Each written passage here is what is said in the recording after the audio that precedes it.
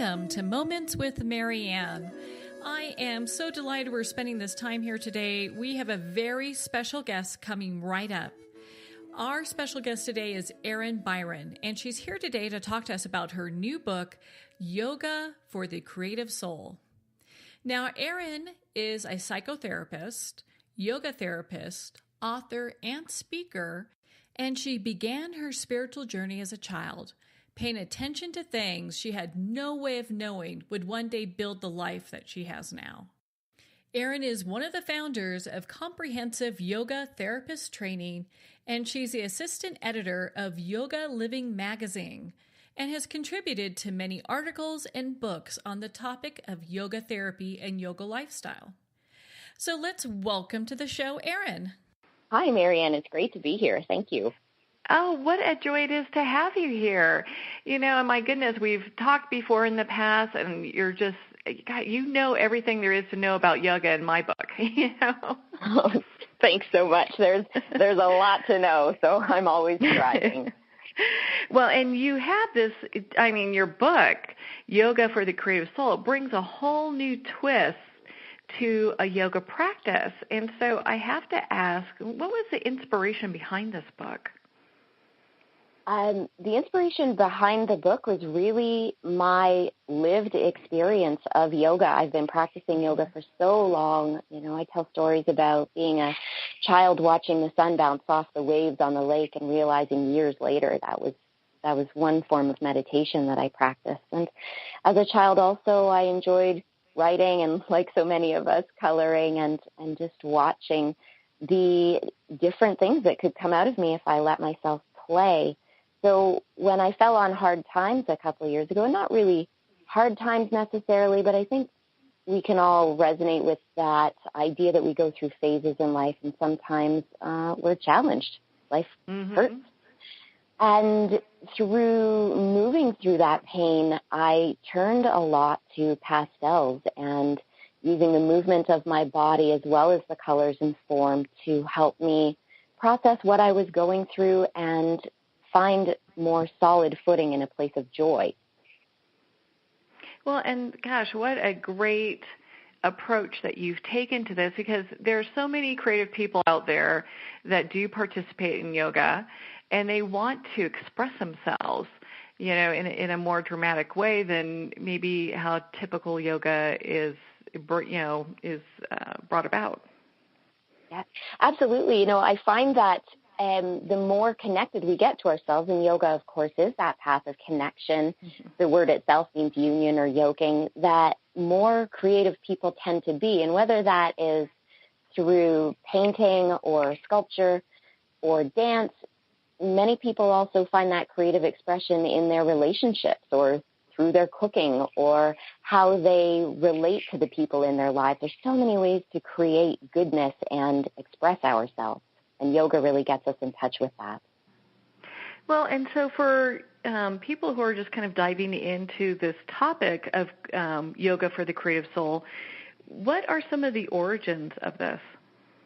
Well, I'm glad you asked that, Marianne, because the origins really are the simplicity of yoga. And the book, I was careful when I wrote it to make it for everybody. I used friendly conversational language, and the practices can be delved in at any age or at any stage of a yoga practice. And sure, sometimes I talk about the deeper philosophy. That's where I'm coming from. So my master's degree in counseling psychology and yoga therapy is another source of origin for this book, but it really is for anyone who wants to find more self-connection and happiness in life. Well, and for those that maybe don't feel that they're as creative as they want, or they're kind of thinking, gosh, what is the creative process? What would that look like? Can you share a little bit of that for us? Because I'm sure it's different for everybody, you know. That was where I was going to start, Marianne. It's different for everybody, but the idea of the book is that it gives you so many ways to practice what might be your specific way. Do you like to whistle? Do you like to make shapes in the sand? Is it the way you train your dog to cross its paws or dance? There are just as many ways to be creative as there are people, but we don't know where to start. And it can be a little scary and daunting, I think. So the book is meant to be a companion on that path. Okay. And it just kind of help people through their own self-discovery process? Mm-hmm. Yes, exactly. Okay. Well, in your book, you talk about intention setting. So how would we do that, and why would we do that? In my experience, the intention sets the outcome. So when we do expressive arts, we're not looking for an outcome necessarily in a project. We're not evaluating it as good or bad. These are the same principles that show up in yoga, meditation, and mindfulness. Rather, it's about knowing where we're starting and what we hope to discover along the way. What intention, what idea, what vision or process can we carry through it? So, for example, when I was talking about how I used the pastels during a rough time in my life, on some days I would set the intention to understand, why is this happening right now? What can I learn from this? And other times it was just confusion about what's the best response, or how am I supposed to show up in this moment, or what quality of my character can I draw upon to get through this? And even though the intention may have been verbal, because I was then using expressive arts to get an answer, there was a freedom for interpretation. So setting the intention gives us a filter to put the practice through, including practices on the mat or breathing practices. And by carrying that intention through the process, it strengthens within us. You get to participate in that change that we're looking to develop. Yes, precisely, and become more of that as we go through the process. It's really exciting. Well, and it's interesting because a lot of times when we think of invoking change in our lives, it could seem like, ooh, that's something I really don't want, when sometimes it's really what we're asking for. Yes, and because change is so challenging, I think we're always a little bit torn. Oh, do I really want to have to do what it takes to go to that next level or become, ultimately it's happier, more of the person that I know I am inside. Yeah, and during my yoga practice that I've done over the years, it's always about where my body is at that current time and how much further I can take it, what else I can do. And so it's constantly looking for, where changes can be made. What's the next step here? Where am I stronger? Where am I healthier? Where am I more grounded? Yes, and of course, relaxed and open. Well, and then, so this kind of brings me to my next question, because creative yoga is, I think, so empowering for so many people. How can this be used to deepen our mindful practice? Whenever we create, we're very much in the moment. Even for the people who feel like they're not creative, I say a few times in the book, you were created, you are of creation, therefore there's a creative spark inside of you. When we follow that creative spark, we become more alive.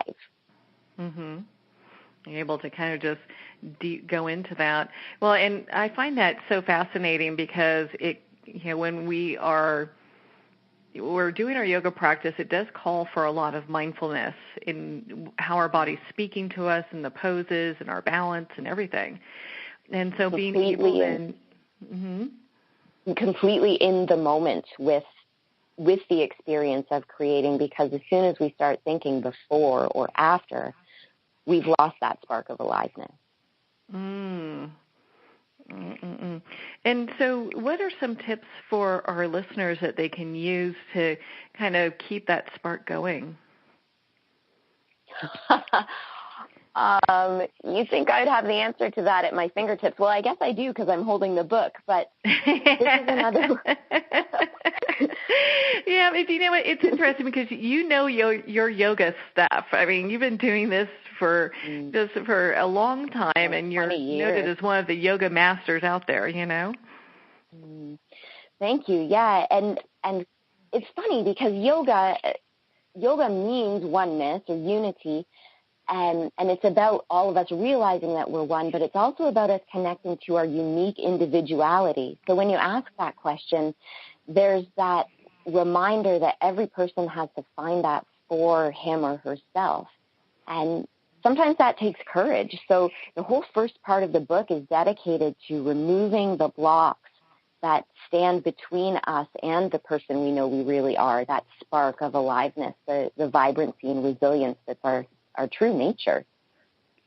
Well, and so I have to ask, when you were writing this book, did it everything just kind of flow? Was there research that you did for it? Because I'm just curious if anything surprised you as you were, getting this together. I think, like anybody who's been on a journey of self-discovery, I surprised myself and life surprised me. And I certainly did research, and so much of it flowed out of me. I was so lucky that during the time I was required to write this book, my partner was taking an expressive arts course at the Halliburton School of Art and Design in Northern Ontario. So while he was in his classes, I was sitting on a dock looking at a lake and just allowing what I've lived and what I know about yoga philosophy to flow out of me, thinking of the reader the whole time. How can what I've learned help them? And of course, some of the biology, I have a full section on the book about the 3 parts of our brains and how to leverage that for creating a healthier society. There was research there, but anytime I got stuck, I just looked at the lake and did what my yoga tells me to do, what I've practiced for so many years, took a deep breath, and then there the inspiration opened up again. And it is my genuine hope that this book opens up inspiration in the people who read it as well. Mm. Well, and so when we dive into our yoga practice, and you talk about this in your book, kind of the I, me, mine, and the divine, how we can be kind of obstacles along our own path.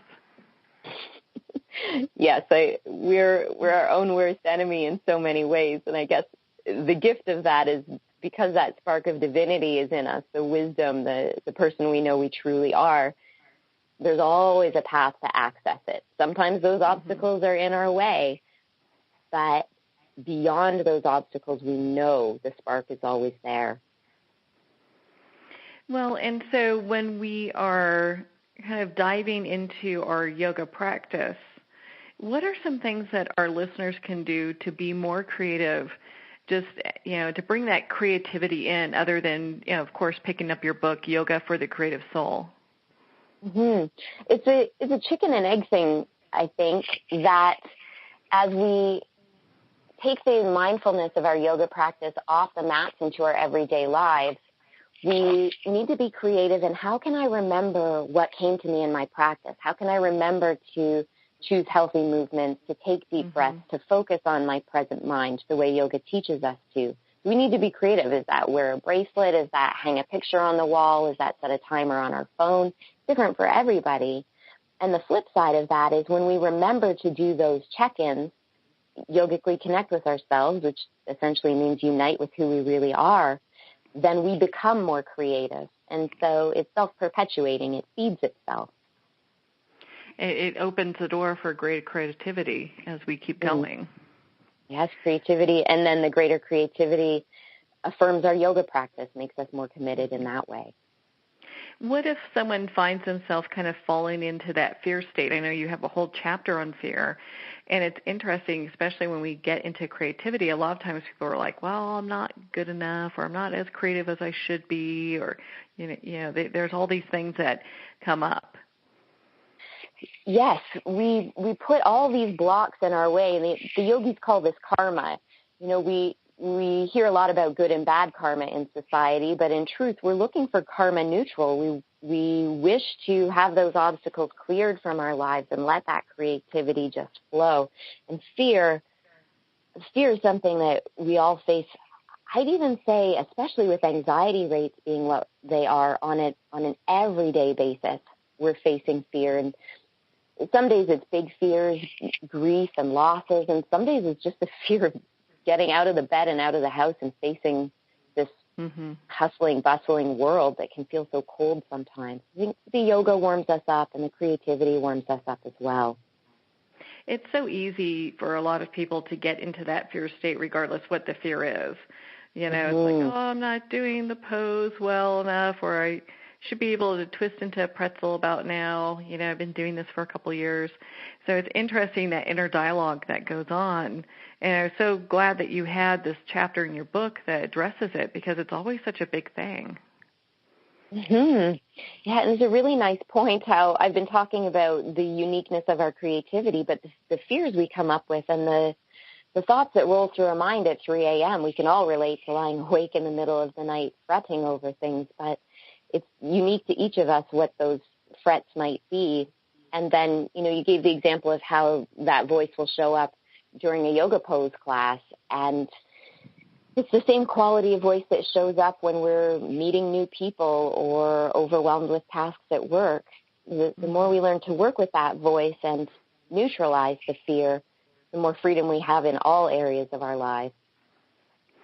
Well, and I really appreciate in your book you talk about kind of getting our space ready to be in that creative, environment.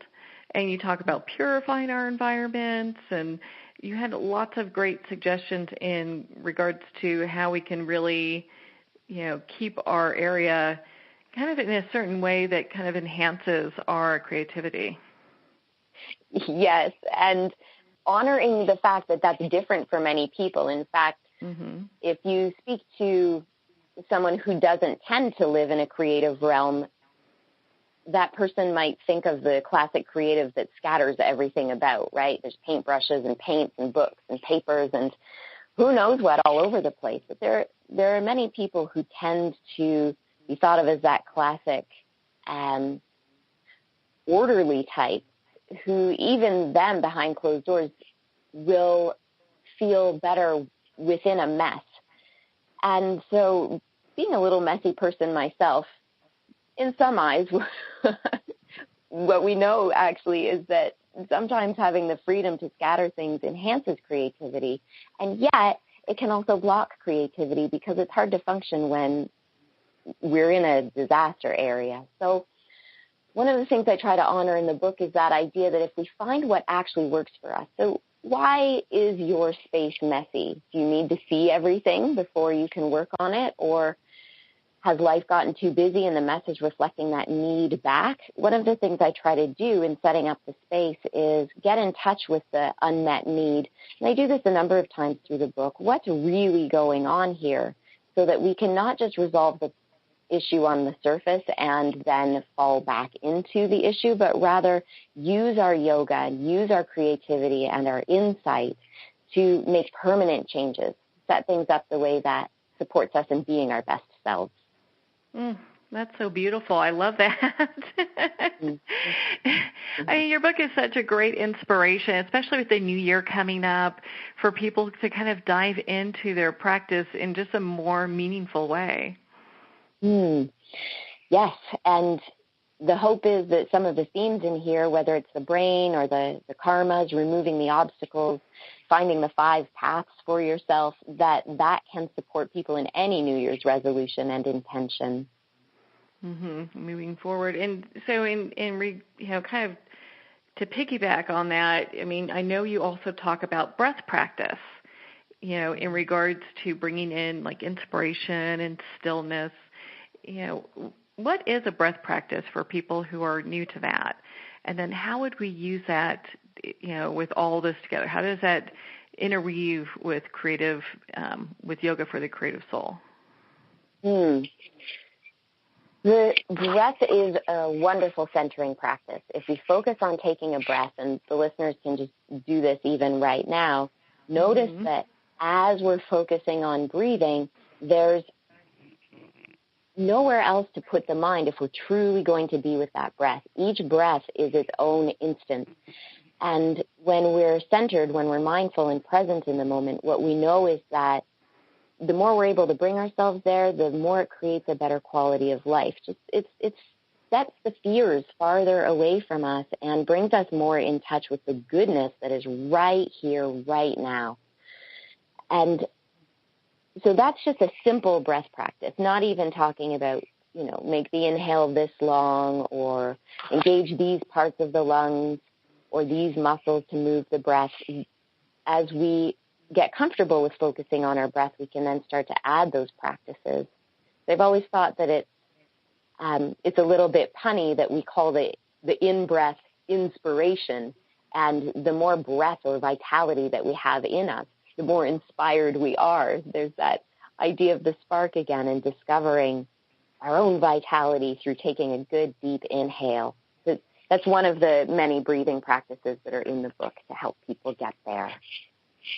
Did you want to walk through a practice? I know you just did a brief one with us, but did you want to walk through a practice with our listeners so they can kind of have a little bit of a dive into, just your creative yoga and how they can kind of pull some of that into their own lives? Absolutely. So the place we always want to start is simply awareness. And because this is a breath practice, we're bringing the awareness to the breath. If it were a creative practice, we'd bring the awareness to the medium we were engaging in. If it were a movement practice, it would be the body. So just right now, notice the breath and how it is flowing. Which parts of the body are filling? Where does the breath seem a bit more restricted? Notice also the muscles that are engaging to move the breath, its depth, its rhythm. How long is each inhale or exhale? How long are the pauses between those breath phases? And letting the breath just do what it wants. So we're not trying to impose our will upon the movement of the breath, just letting the breath itself tell a story.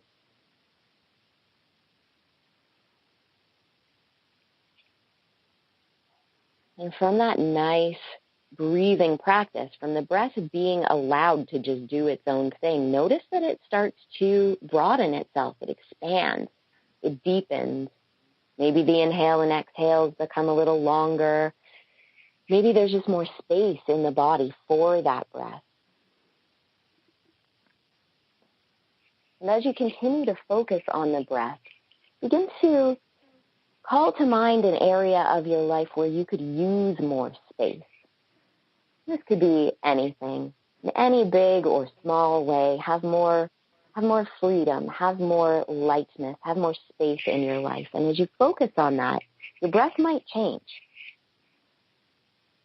By focusing on where space is needed, in a way we're thinking of constriction. So if the breath got a little more shallow, felt a little less free just for a moment there, that's okay. Just notice it. But as you continue to think of this part of your life that could use more space, allow the breath again to become more free. The inhales can be as long as they want. The exhales can be slow and luxurious, or little puffs if that is what feels better. But the breath is allowed to do its own thing. And then allow the freedom of breath to just show up in that part of your life where you feel like you could use a little more space. So now that part of life becomes a cue to deepen the breath, becomes a symbol for freedom. And in this way, you have creatively turned what was an obstacle or an issue into a reminder of your power to bring goodness into your life. So just give yourself another couple deep breaths on that idea that the thing that's causing the issue is actually the reminder for goodness. Another deep breath.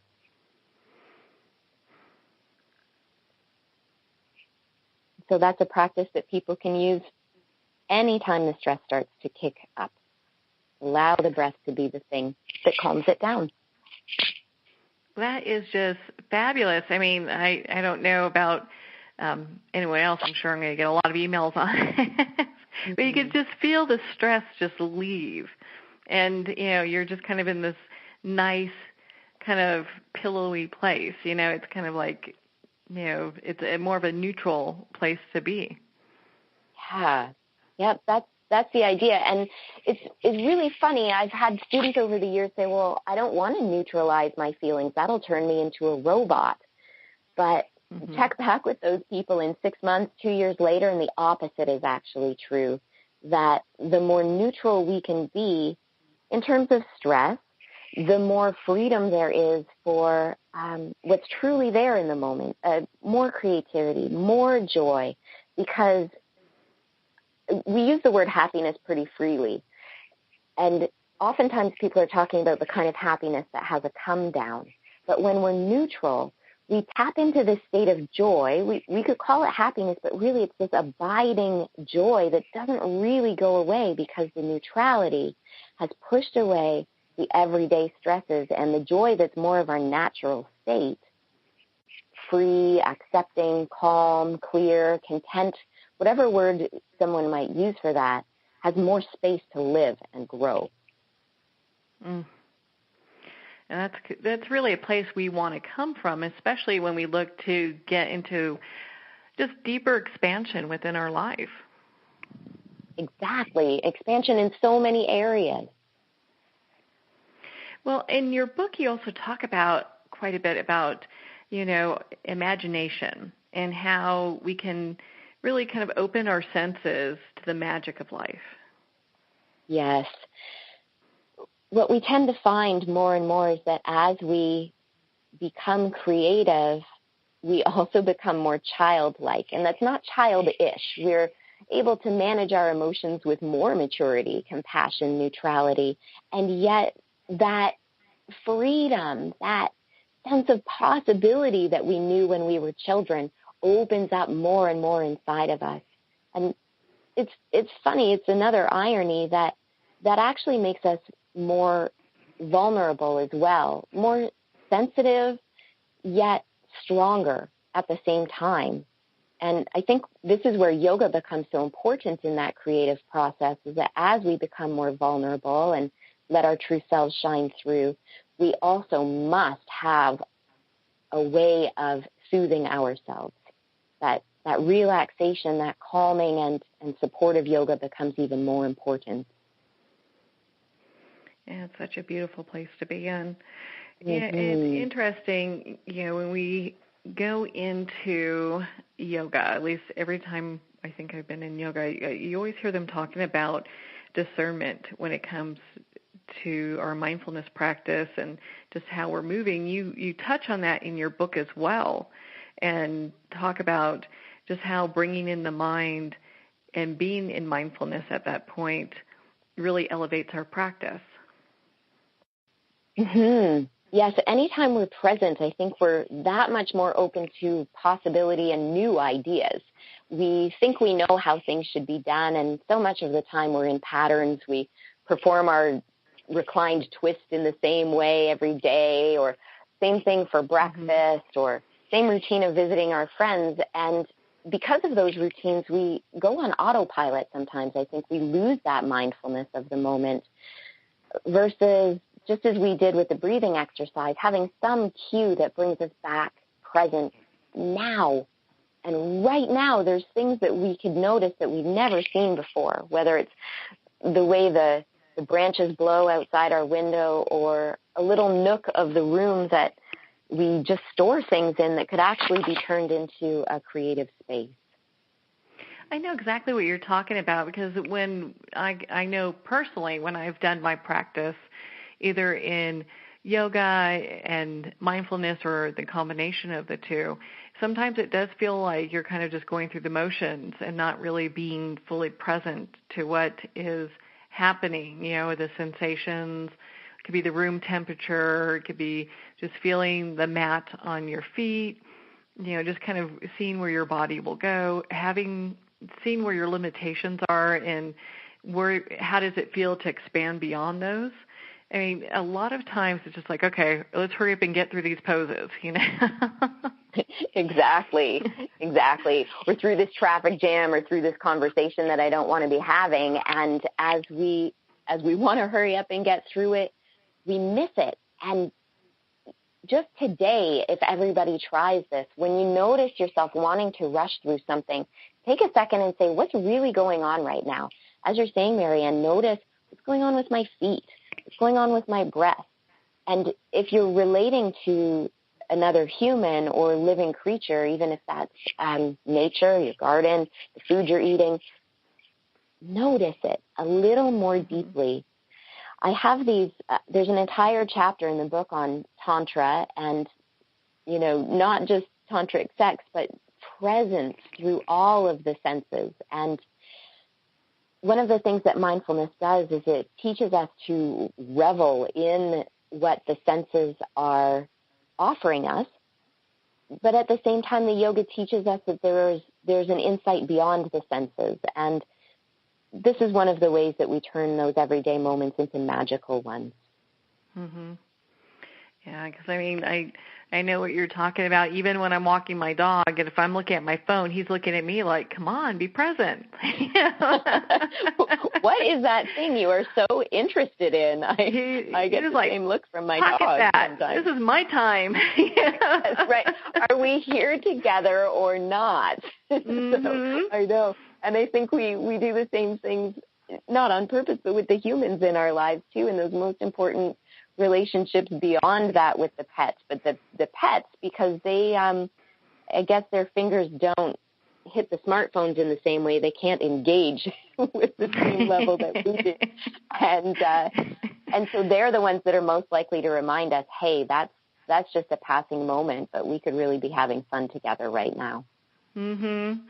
Yeah, and I know some friends that have cats, and they're usually like laying on, their computers or their phones or what have you, kind of like, nope, not going to get it now. You need to be present. Because, especially in this time that we're living in, it's so difficult. I think people are having a really tough time in just being focused in the present moment because there's so much that's coming at them from just a digital standpoint. Having your book, Yoga for the Creative Soul, really helps people to kind of get into more of a mindfulness, being present kind of state. Yes, that's the hope, that those blue screens have such an effect on our nervous systems.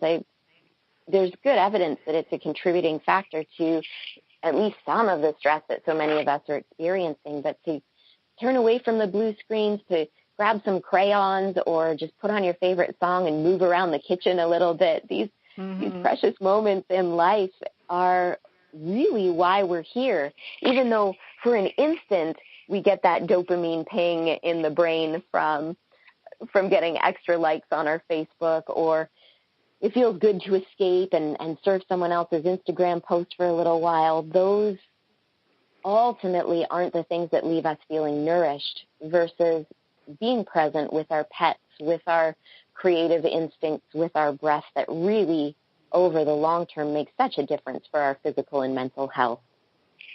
Well, me personally, I do like your latest Instagram post, about all the books that you got. So. Thank you. Yes, very recently from the publisher, a whole box of these Yoga for the Creative Soul. So that this morning was the first time I've ever opened up a box of books that had just my name staring at me from the cover, and knowing that I did this effort, of course, with the support of countless people, but that it was me on my own that sat down and formulated and wrote this. And the genuine hope is that it supports other people in finding more joy and finding the path for their own dreams to come true as well. Yeah. Your book is such a great resource. You even have a section that talks about feeling good through the layers of your being. And I know sometimes we're not really feeling all that good in all of our layers of our being. We might wake up and something hurts, or, just not maybe having a bad day. And to be able to kind of, work, and some people are like, well, I can't do this, but you kind of work, it's a practice to be able to get these thoughts kind of just to slide away so you can focus on just the moment. Exactly. And that's a nice point, Marianne, about how it is a practice. And some days it's easier than others to be ourselves, to be kind, to have new ideas about things. Sometimes we're just rolling off the wrong side of the bed and a little clumsier, a little grumpier, a little number than our usual selves. By the way, I absolutely love the butterfly that you have in here. You talk about using the knowledge of the butterfly to finish a tough project, and I loved that. Because it makes it so much in the flow. And for our listeners that are going, what the heck is that? How can a butterfly handle a tough project? How is that even possible? And some of that inspiration comes from the original people of the country where I live, where they just watched nature and understood from the cycles of nature that there are all kinds of cycles in our own lives as well. What can we learn from that? So that butterfly analogy is in the chapter that talks about learning as one of the 5 paths to enlightenment. Butterfly through its egg, through its caterpillar, through its pupa, through its beautiful, free and flying self teaches us so much about our own life journey. Yeah, really what a transformation we go through our own lives. And it could be, to kind of make an analogy of it, it could be like going through a period of time where maybe we lose different relationships or jobs or what have you, and we come out the other end, somebody who's just a little bit more stronger and more confident of who it is that they are. It sounds like you were watching me through the process that came right before this book got written. Well, didn't you write this book for me? I wonder how many of us could say that, right? How many changes? I'm sure you have a lot of people ask you, like, did she know me when she was writing this book? Because there's so many points in here that I'm like, wow, that really relates to part of my journey or most of my journey, or I know what that feels like going through that. Yeah, I really tried to call on that human experience, right? Put the finger on that button of, oh man, this is hard, but who am I going to be on the other side? And we actually get there, and that transformation is so rewarding. Yeah, and and the thing is that we can determine who it is that we're going to be on the other side. We can aspire to be somebody who's maybe more kinder or more open-hearted or treating people with greater compassion. It's a choice. Beautiful. Yeah, and we get so caught in the fear or feeling like we're too weak or not knowing what to do, and just that little bit of check-in, that intention like you're talking about and believing in ourselves actually can get us there, that we're the one in charge of this. So thank you so much for that reminder. It's so important. Oh. Well, your book is a great resource for people looking. I mean, we could be here for days talking about this, but we won't, because people need to go and pick up their own copy of Yoga for the Creative Soul. Well, and go on that journey themselves. Yeah, be able to kind of dive into that, because once you start, yoga is so much more than an exercise or mindful practice. It's a way of life. Once I started to dive into yoga, many years ago, for me it was a journey of where I could go, not just physically, but really mentally as well. Absolutely. And yoga as that unitive path acknowledges, if we're only going to think of our bodies, then we'll lose some of the most important parts of ourselves. So the trick of it is those key aspects are subtle, right? They hide behind how busy the everyday noise is. They are tucked away in the shadows of our routines. And so it's so nice to have something like a yoga practice, a creative practice, to remind us to shine the light on those parts of ourselves that we might not otherwise pay attention to. Or just not even know, what's possible. Your book brings about such great possibilities, like, hey, I can do all these things now. You know what I mean? I can go ahead and look at my mindful practice and my yoga practice in a much deeper way. And I try really hard to make that accessible, because sometimes we get so caught in the stress that we forget that there is always possibility in life, that transformation is just way absolutely make that happen. Yeah, I mean, and the transformation is just, I think, amazing once we dive into that. Mm-hmm. Mm-hmm. Yep, it takes courage, but at the same time, it's all there. It's all there. Yeah, it's all there for us. Now, do you work? I'm just kind of curious. Do you work with people? Because I know you are just so in tune, and you have workshops and different things you do. Do people book you for like in-person sessions over Skype or something like that, or do they have to really be in person?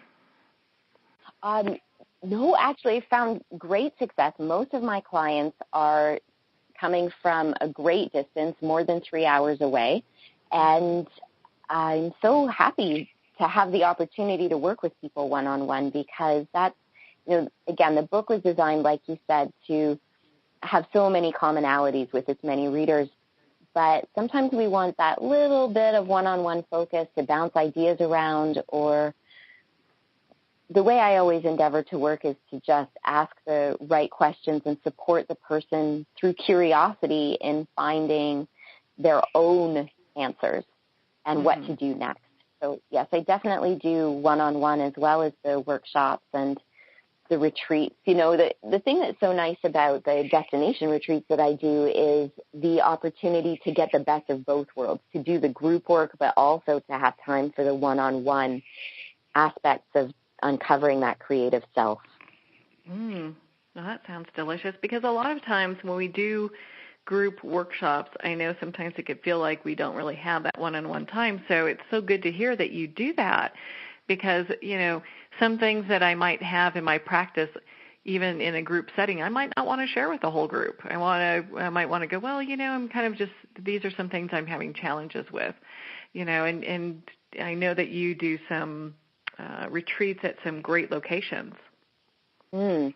Yes, and it's such a nice point that you're making there about how we don't always want to share in front of the group, and then if we're doing some of the creative exercises that I'll do in workshops as well, whether that's writing or a little bit of non-dominant hand play with the crayons, whatever it might be, sometimes we need that external voice just to give us that bit of direction, or even just ask the question that we'd never thought of before, the thing that we hadn't occurred to us to ask, that can start to set us out of those issues that we're experiencing. So I really do enjoy the one-on-one for that, and the group also a great way to come together and realize that we're not so different and not so alone with these things. Well, and, it's just so cool is that I don't think a lot of people really understand that, yoga is more, it's more than a mindful practice and to see where your body is as far as an exercise you can do. It's also great for stress, relieving stress and anxiety. Yes, absolutely. In fact, my area of expertise when I was training as a yoga therapist 15 years ago, I wound up running a study at a rape crisis center using yoga therapy as a method to help transform trauma and some of those most painful things that many of us have been through in our lives. Yeah, because, unless we deal with those kind of end up being blocks on our journey, regardless if it's our yoga practice or whatever it is that we're doing. Yeah, work, relationships, the creative aspects we've been talking about today. And what we're finding more and more is that the body-based things like yoga and the nonverbal expressive activities like I guide folks through in Yoga for the Creative Soul are really solid paths to move beyond the pain and into joy in a joyful way. That's not saying that therapy is always fun. Of course, we go through the muck, but we don't have to roll around in the dirt. It's enough to notice, oh, yep, there's some dirt. Now what do I do with it? And kind of like we did with the breathing practice earlier, use that dirt as the thing that becomes the foundation for great beauty and happiness in our lives. Well, do you know what? It gives people an option of doing a breathing practice that doesn't involve a paper bag. So that's really good.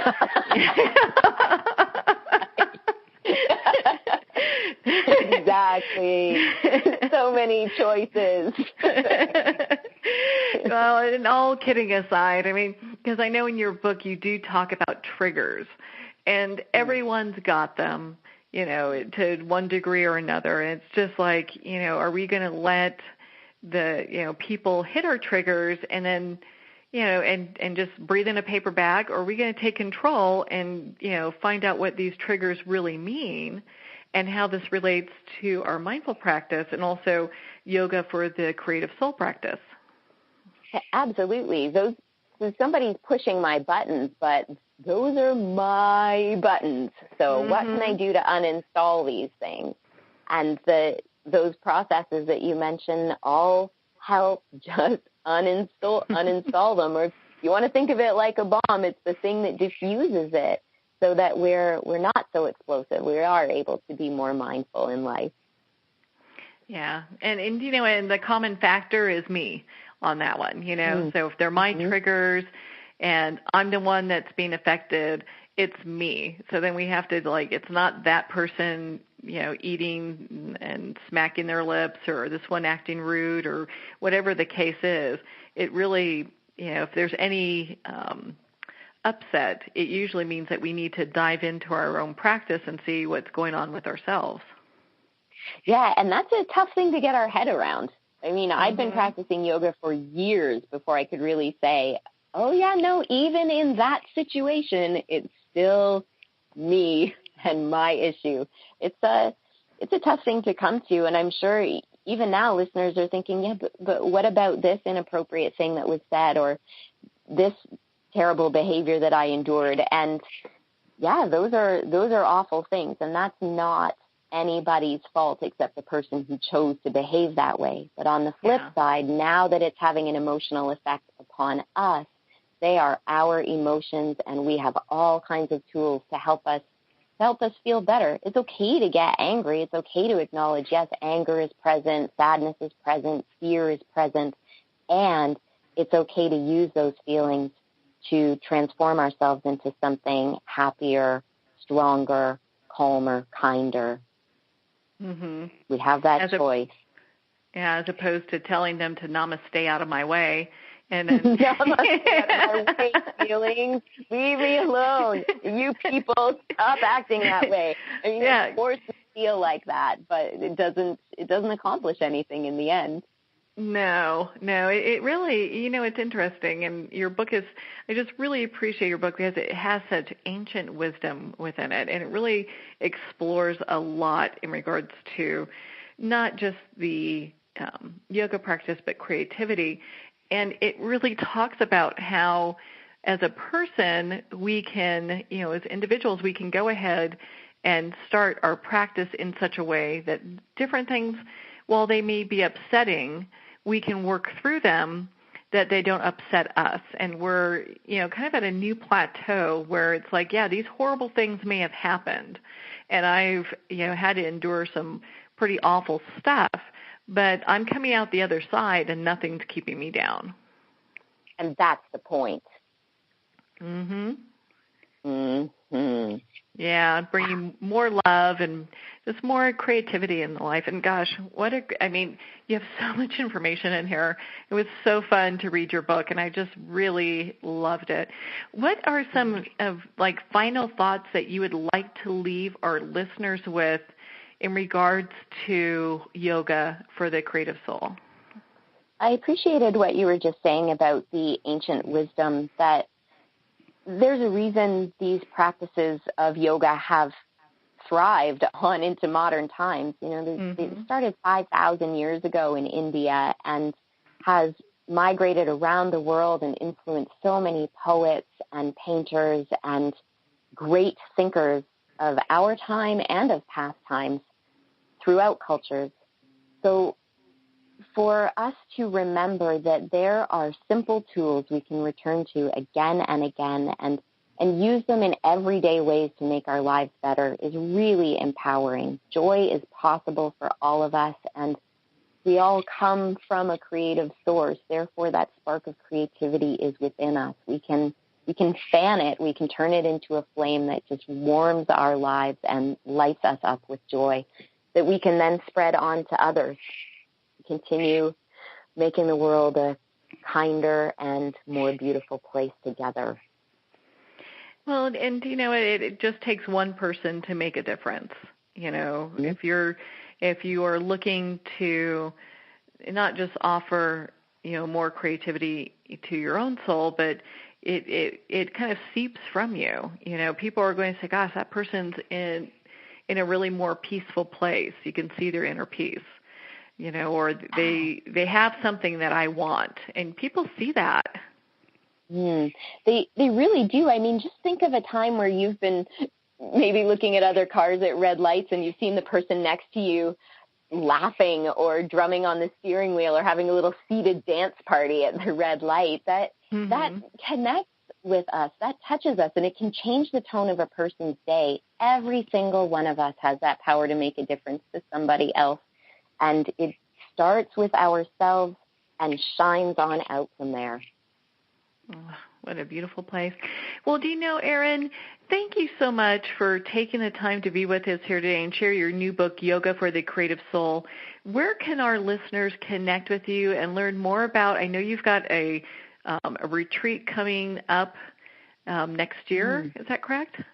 Yes, we're headed back to the Galapagos Islands for Yoga and the Creative Soul Nourish Retreat. That information is on erinbyron.com, where you can find out more about the retreats.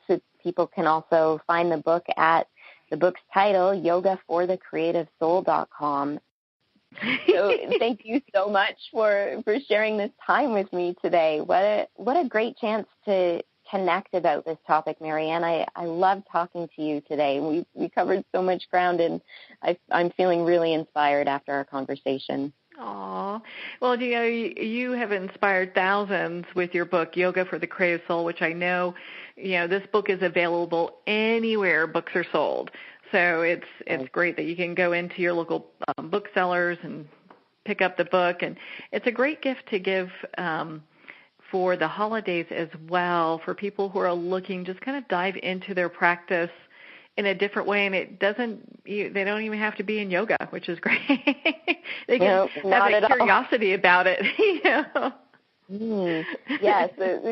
Anybody fun-loving or looking for a change in life or going through a tough time, I really tried to write it for anybody, and you can just crack this book on open right in the middle and start wherever you feel interested in starting. So it's available online and in bookstores, and hopefully I'll be able to meet some of the listeners in person and sign it for them myself. Oh, and I've actually done that with your book. I've just picked it up, and I'll just pick it up and open to any page, and it's, like right now it says how to nourish your creative self. I mean, it brings such great inspiration, even if you're just like, what, I've read the book, and I just need some instant inspiration. You can just do that, and I found it to be so helpful that way. Thank you very much. Yes, I think it's important. That's how I interact with most of the books on my shelf, is just, what do you want me to know today? And open it up and get some nice ideas. Yeah, move forward. Well, thank you so much for taking the time to be on the show with us here today, Erin. Thanks so much for the chat, Marianne. What a lovely conversation. Well, thank you, Erin. It's always such a delight to spend time with you. I find you to be a personal inspiration and love not only your books, but all the newsletters and emails that I get and following your posts on social media. So I highly suggest that everyone does the same and just be part of your community and join in the change. So, well, we're at the end of our time today. I would like to thank everyone for taking the time to tune in. You've been listening to Moments with Marianne. And remember, make every moment count.